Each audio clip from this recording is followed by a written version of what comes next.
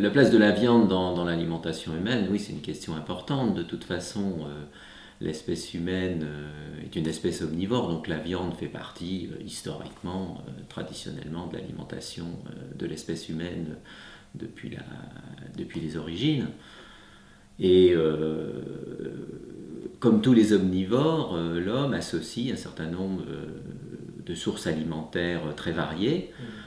Chaque source n'est pas elle-même équilibrée, mais il est capable de les associer et d'utiliser la spécificité de chaque source alimentaire pour lui fournir des éléments importants, indispensables dans son alimentation.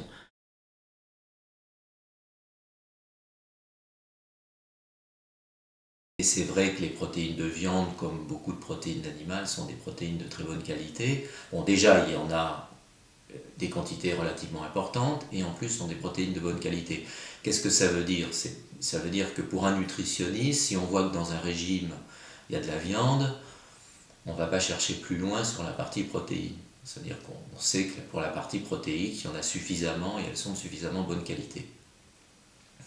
Ensuite, ça apporte un certain nombre d'autres éléments qui sont des vitamines du groupe B, et en particulier de la vitamine B12, et puis un certain nombre de minéraux, et en particulier, alors pour la viande, du fer et du zinc. Et évidemment, si on élargit les produits animaux avec le lait, il y a du calcium. Voilà, donc ce sont des éléments qu'on peut trouver ailleurs, mais pour lesquels, lorsqu'il y a de la viande dans un régime, et puis s'il y a plus largement des produits animaux, on sait que, en gros, ces besoins-là peuvent être couverts. Alors si on élargit la viande aussi aux poissons, on va retrouver par exemple certains acides gras polyinsaturés à chaîne longue qui ne sont pas synthétisés dans les végétaux et qui sont assez importants dans l'équilibre alimentaire.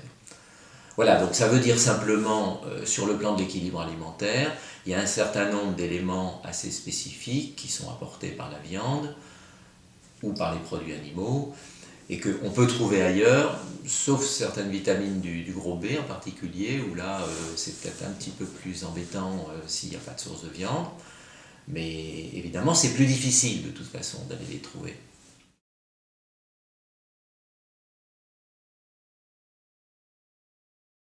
Si on regarde dans les régimes actuellement qu'on va trouver, en particulier ce qui nous intéresse, le régime occidental, je pense que bon, tous les organismes qui s'intéressent à l'alimentation, que ce soit la FAO, que ce soit les agences nationales comme l'ANSES ou les agences internationales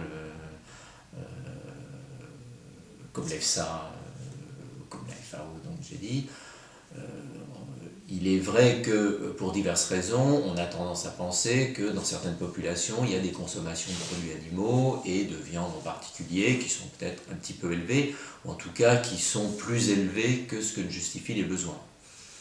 À ce moment-là, c'est vrai que ça serait intéressant de les réduire.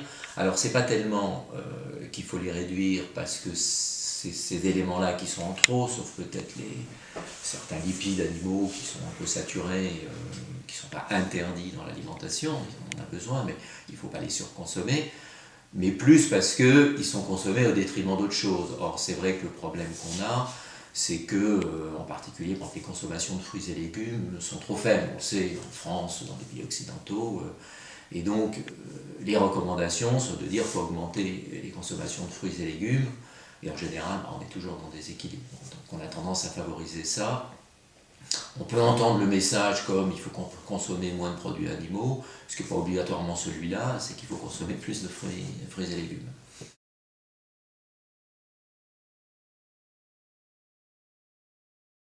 Ensuite, on a d'autres approches évidemment qu'on peut intégrer dans la réflexion, qui sont aussi, on va dire évidemment, ce qui est de plus en plus important, le coût environnemental.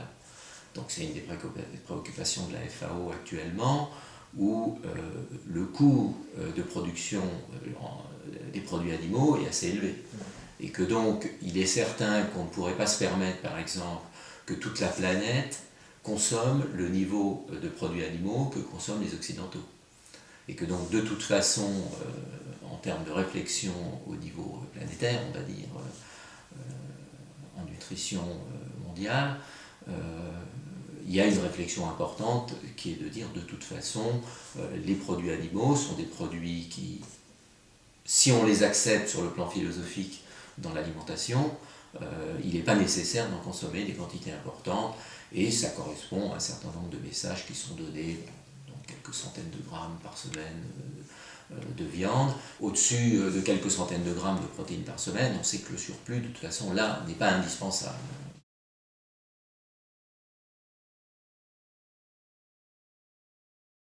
Alors après, évidemment, il y a la réflexion sur les alimentations purement végétariennes, encore plus purement végétaliennes, alors qu'il y a une autre question. Euh, Est-ce qu'il y a des risques à consommer des produits animaux et des viandes? Les consommer de façon raisonnable, on va dire pas plus qu'autre chose. Il y a un certain nombre, par exemple, d'indicateurs sur la consommation de viande rouge et le cancer du côlon. Mais quand on regarde évidemment ces indicateurs, pour l'instant, ce ne sont pas des effets très importants, même quand ils sont significatifs. Il ne s'en est observé que pour des très fortes consommations qui sont au-delà de ce qu'on recommande justement et de ce que consomment la plupart des populations. Et troisièmement, pour l'instant, c'est qu'on n'a toujours pas de lien causal, on n'a pas d'explication en dehors d'observations phénoménologiques, comme on dit. Donc ce ne sont peut-être que des relations qui sont liées à des phénomènes indépendants. Voilà, donc de toute façon, les niveaux de consommation auxquels on peut avoir des soupçons d'effets sont des niveaux qui sont au-delà des recommandations. De toute façon, même pour d'autres raisons, on aurait tendance à dire que c'est des consommations qui sont au-delà de ce qu'on peut recommander dans une consommation raisonnable.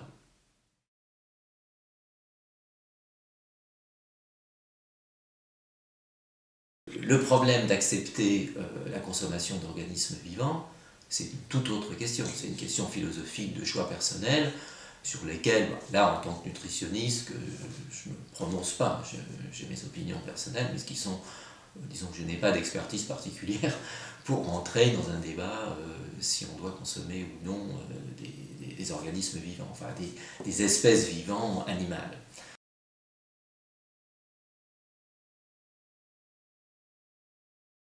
Est-ce que c'est un problème de supprimer, disons, les animaux de l'alimentation? Oui, c'est un problème donc, sur le plan de la nutrition pure, puisque comme je disais, il y a un certain nombre d'éléments qui sont apportés par la viande, par les viandes, par les produits animaux et en particulier par les viandes. Et si on supprime ces sources alimentaires de l'alimentation, c'est un petit peu plus compliqué. Il faut le faire. À l'échelle individuelle, c'est faisable. À l'échelle plus large d'une population, si par exemple on arrive à des situations de dire il faut supprimer la consommation de viande de l'alimentation humaine, c'est un vrai choix politique et qui sera assez long à mettre en place. Puisqu'on peut trouver des sources de substitution, et puis maintenant la technologie peut faire beaucoup de choses. On peut très bien trouver des vitamines du groupe B, trouver des sources de protéines, etc. Donc ce n'est pas un problème technique incontournable, mais ça va demander quand même des choses importantes.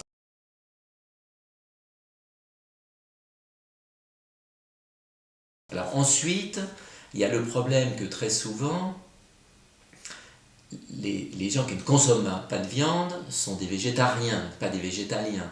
Des végétariens, c'est-à-dire qui vont consommer des produits animaux de type lait, œufs, qui sont en fait des sources aussi de bonnes protéines, de vitamines du groupe B, de calcium, etc. Donc ceux-là, ils auront un régime alimentaire qui pour un nutritionniste, on va dire, ne pose pas de problème majeur. Sauf que ce qu'il faut voir, c'est qu'on est dans une situation que pour produire du lait et des œufs, il faut produire des animaux. Et si on produit des animaux, à ce moment-là, le sous-produit du lait et de l'œuf, quelle est la réalité actuellement dans l'agriculture? Eh bien, c'est de la viande. Et si on n'a plus de consommateurs de viande, eh bien, les producteurs ne produiront plus d'animaux, et donc on n'aura plus non plus de lait et d'œufs. Donc, il y a une question un petit peu délicate. De toute façon, c'est qu'un végétarien lui-même, s'il ne consomme pas de la viande par goût, bon, ça on peut le comprendre. S'il ne consomme pas de viande par position philosophique, il se trouve dans une situation où il faut bien que quelqu'un consomme la viande à ce moment-là à côté. Donc c'est sûr qu'il y a un problème de réflexion globalement. Donc on a intérêt pour des raisons écologiques à aller vers un meilleur contrôle du niveau de produits animaux dans l'alimentation humaine. Mais si on accepte le principe qu'on consomme des animaux dans notre alimentation, à ce moment-là, c'est plus en effet une réflexion sur les équilibres écologiques de l'agriculture et sur la place des produits animaux à côté des produits végétaux, et quels équilibres sont favorables, sachant, comme je dis, qu'il y a quand même un problème entre les consommations de lait et d'œufs, les consommations de viande, et puis la consommation des produits végétaux à côté.